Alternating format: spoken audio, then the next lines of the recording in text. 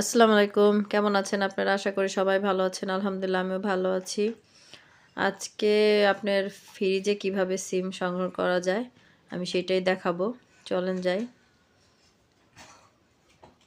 এখানে আমি পানি দিয়েছি, বেশ খানিক পানি দিয়েছি। তার ভিতরে ১ চামচ সোডা দিলাম, আরকি খাবার সোডা।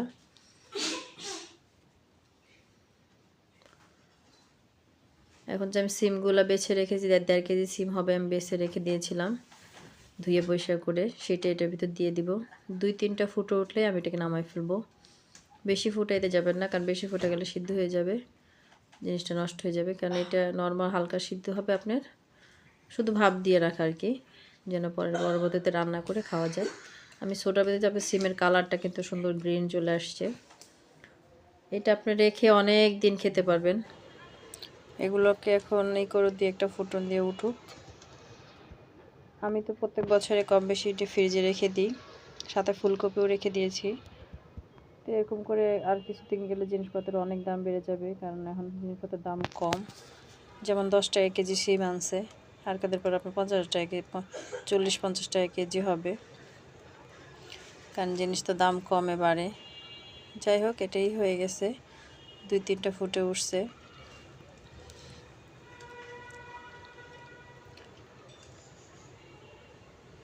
আমি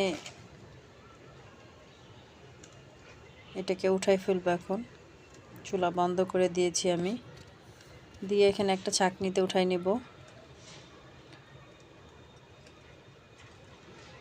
ঝাঁকিতে উঠে এটা পানি ঝরতে দিব, দিয়ে একটা সেনিতে আমি এটাকে মেলে দিব, যেন ফ্যানের বাতাস তাড়াতাড়ি ঠান্ডা হয়ে যায়।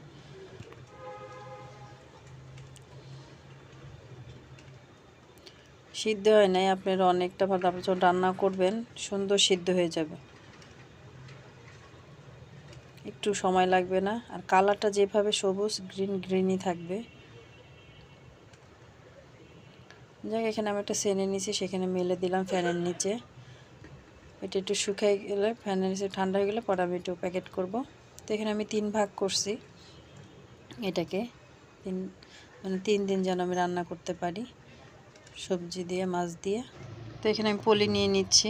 তো পলিতে ভরে নিব, আমি সুন্দর করে গুছাই রেখে পলিতে ভরবো 3টেই। আমার ছোটো বাচ্চা আমার সাথে কাজ করে দিচ্ছে আর কি, বড়গুলো তার কাজ করে না, ছোটোটাই হেল্প করে। তো এরকম করে 3 প্যাকেট আমি ফ্রিজে রেখে দেব।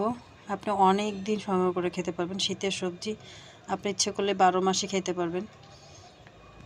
তো আমি এরকম সবসময় রাখি। আমার ভিডিওটা যদি আপনার ভালো লাগে, প্লিজ লাইক শেয়ার করে দেবেন, সাবস্ক্রাইব করে দিবেন। ভিডিওগুলো কেমন হয়েছে অবশ্যই জানাবেন। আল্লাহ হাফেজ।